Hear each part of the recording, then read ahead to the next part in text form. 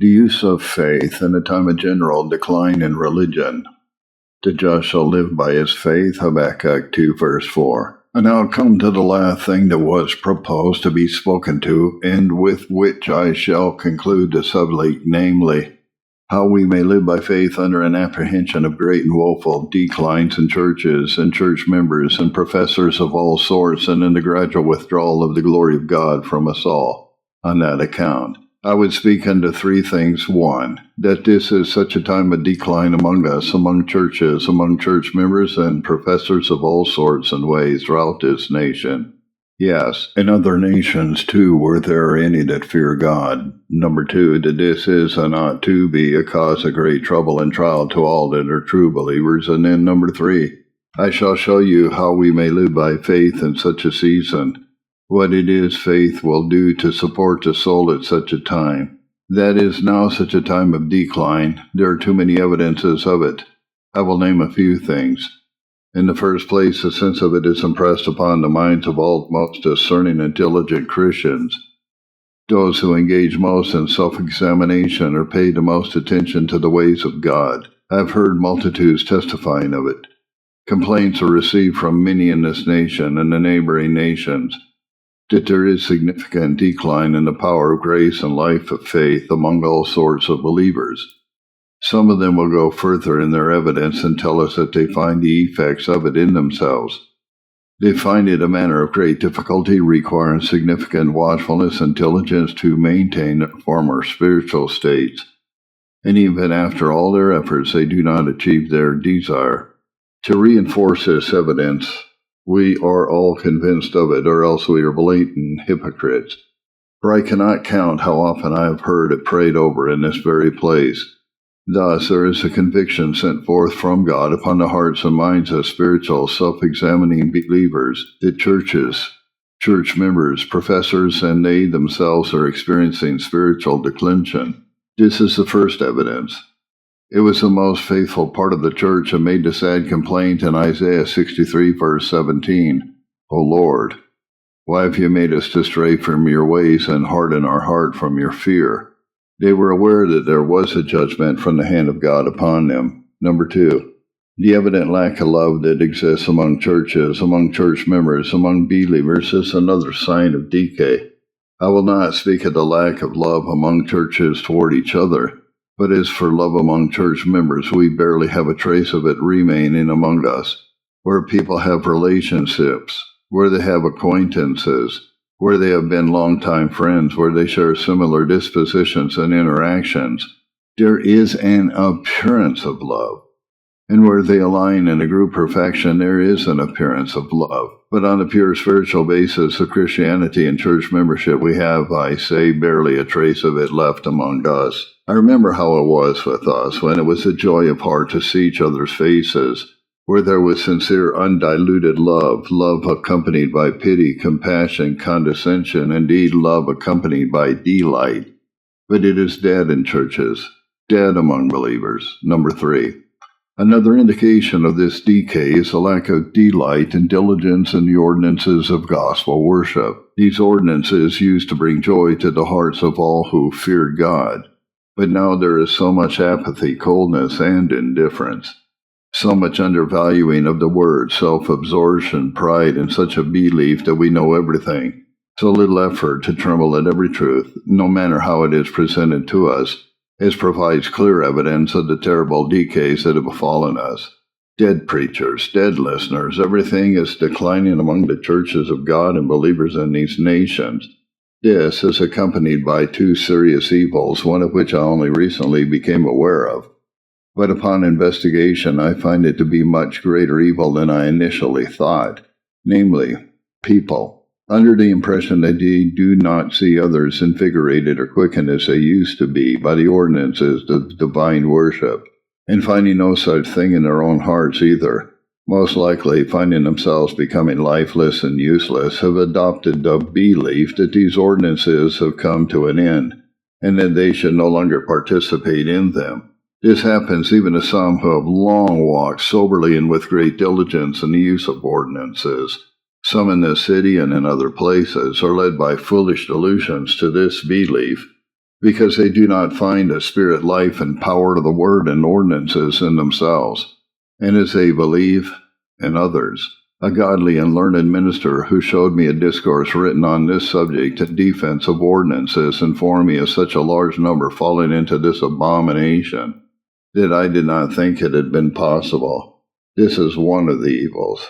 The other evil that accompanies it is this, that this apathy and indifference towards ordinances and reluctance to submit to the yoke of Christ therein, against all objections and arguments of the flesh, has become so prevalent among us and has progressed so far that all attempts at reformation are futile. People may create divisions, and I do not know what, but this I know.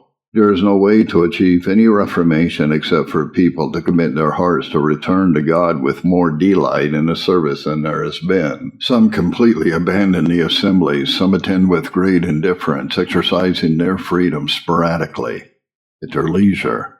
Aren't these things signs of significant decay among us? To me they are. I'm not speaking specifically about this congregation, but about the state of all churches that I'm aware of or can hear about in these nations. Number 4.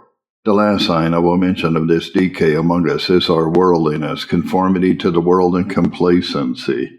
These issues have been addressed so often and no reformation has followed, that they are now seen as routine words, and I am discouraged from speaking about them anymore. But rest assured, this conformity to the world and this complacency that is still found among us is a strong indication that the glory of God is departing from us. Ministers preach against worldliness, complacency, and so on, but it makes no impression on people's minds, for we can hardly provide an example of any, even a slightest reformation. These things clearly show that we are all in a state of significant decay. Number 2, awareness of this general decay among churches, church members, and believers should be a concern and burden on our minds. If we think everything is fine with us and are content while we are free from external troubles, and do not worry about our decays, I will not say we are hypocrites, but we are certainly poor, low, lifeless, carnal, and spiritual Christians. I intended to address these 3 points to show you, first, how God is dishonored by this general decay; second, how the world is offended and scandalized by it; third, how the ruin of churches is hastened by it, which will assuredly befall them, unless God recovers us from this fourth state. But I shall set aside these things and proceed in the third place. Suppose it is so, and we do not complain about it to one another, not knowing what the outcome will be, nor what it may lead to. How shall we live by faith under this consideration? What is the work of faith in this state? If things are so, and I wish anyone could prove they are not, but suppose for once that they are so, and our souls are burdened with the apprehension that they are so, then what will faith do to enable us to pass through this exercise and to live for God? I will tell you something of what I find, and if God does not help you to better things, make use of these, and improve them, so that you may give glory to God by believing under this condition. Also, faith will remind the soul that despite this also Christ has built his church upon that rock, that it shall not be utterly prevailed against. The promise says faith extends itself as well to the inbred adversaries of our own souls, unbelief, deadness, and all these things, as to our outward enemies, Matthew 16, verse 18. Upon this rock I will build my church, and the gates of hell shall not prevail against it. Though we are all dead, helpless, lifeless, poor creatures, though we had retained almost nothing but outward order, and had lost the very vigor and essence of faith and obedience, yet Christ's church shall abide and stand, and those that belong to him shall be preserved. Such and such have turned apostate, says the apostle in 2 Timothy 2, verse 19. Nevertheless, the foundation of God stands sure, having this seal: the Lord knows those who are his. Here is my ground of hope, despite all this, though one falls after another, though one decays after another. Nevertheless, the foundation of God stands sure, and it has a seal upon it. The Lord knows those who are his, everyone whom he has effectively called and built upon the rock. Jesus Christ shall be preserved, whatever befalls the rest of the world. To see such a confluence of all manner of dangerous evils from without, as are coming this day upon the church of God, and to see in the meantime so many evidences of a decaying spiritual state in believers themselves, It will put faith to exercise itself upon this promise of Christ. Upon this rock I will build my church, and the gates of hell shall not prevail against it. If you find your spirits at any time pressed with these things, if nothing better occurs at hand, exercise faith upon this promise of Christ and upon the firm standing of the foundation of God, that He knows who are His, and will carry them through all these difficulties and land them safe in eternity. Number 2, faith will also remind the soul that God still has the fullness and residue of the Spirit and can pour it out when He pleases to recover us from this awful state and condition, and to renew us to holy obedience to Himself. There are many promises of God's given supplies of His Spirit to deliver us from inward decays, than there are for the putting forth the act of His power to deliver us from our outward enemies. And God is as capable of doing the inward work, to revive and renew a spirit of faith, love, and holiness, of meekness, humility, self-denial, and readiness for the cross. He is able with one word and act of His grace to renew it, and He is able by one act of His power to destroy all His enemies and make them the footstool of Christ when He pleases. Live in the faith of this. The psalmist says in Psalm 147, verses 16 and 17, He scatters the hoarfrost, and the result is the earth is frozen. He brings death upon it. But he says in Psalm 104, verse 30, You send forth your Spirit, and you renew the face of the earth. Similarly, there is deadness upon all churches and professors to some extent at this time. But God, who has the fullness of the Spirit, can send them forth and renew the face of the soul, can give professors and profession another face, not to adorn and deceive, as is often done now, not so high and haughty, not so earthly and worldly, as is now so commonly seen, but humble, meek, holy, broken-hearted, and self-denying. God can send forth His Spirit when He pleases, and give all our churches and professors a new face and the verdancy and flourishing of His grace in them.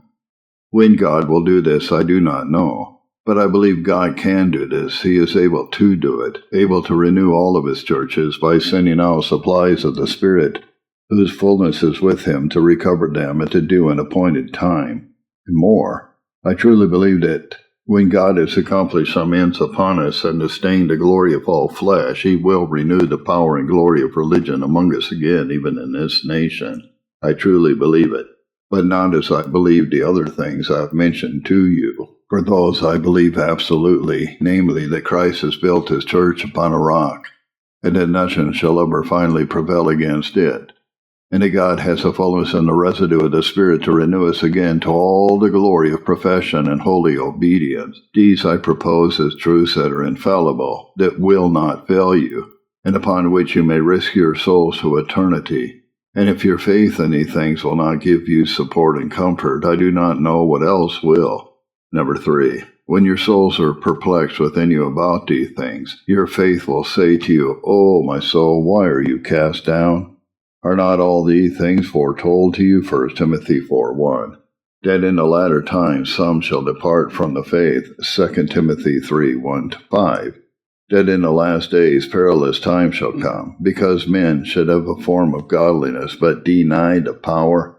Has it not been foretold that churches shall decay and lose their first faith and love and examples that have been set before you? Why are you surprised, says our Savior in John 16, verse 4. These things have I told you, that, when the time shall come, you may remember that I told you of them.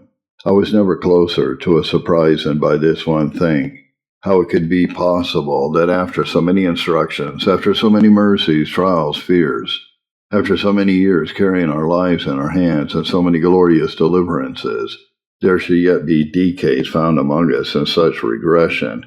It is a great surprise to one who considers it correctly. But seeing it is foretold that so it shall be, let us live by faith. God has some great end to accomplish out of it, and then all will be well. When I perform my whole work upon Mount Zion, says God then, and so on, Isaiah 10, verse 12. Number 4, and finally, faith. If it is an exercise, will put every soul in whom it is upon special attendance to those duties God calls them to in such a season. This accomplishes and completes our living by faith under such a trial as this is.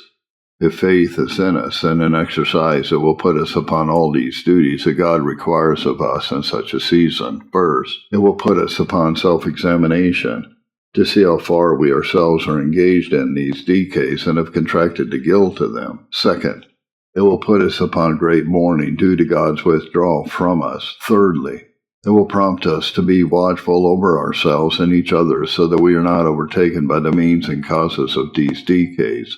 Fourthly, it will inspire us to have zeal for God in the honor of the gospel, so that it may not suffer due to our missteps. In a nutshell, faith will do something, but on our part we do little or nothing. Faith will do something, I repeat, whatever it is, when it is stirred up to exercise. But it's for these special duties in relation to these decays that all believers have fallen under. Oh, how little we do in any kind.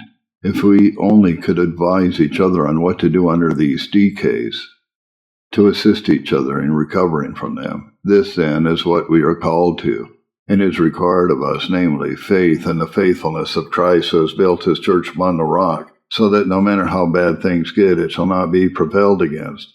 Faith and the fullness of the Spirit and his promise to send him to renew the face of the church. Faith and understanding the truth of God who has foretold these things, and faith prompting us to those special duties that God requires at our hands in such a season.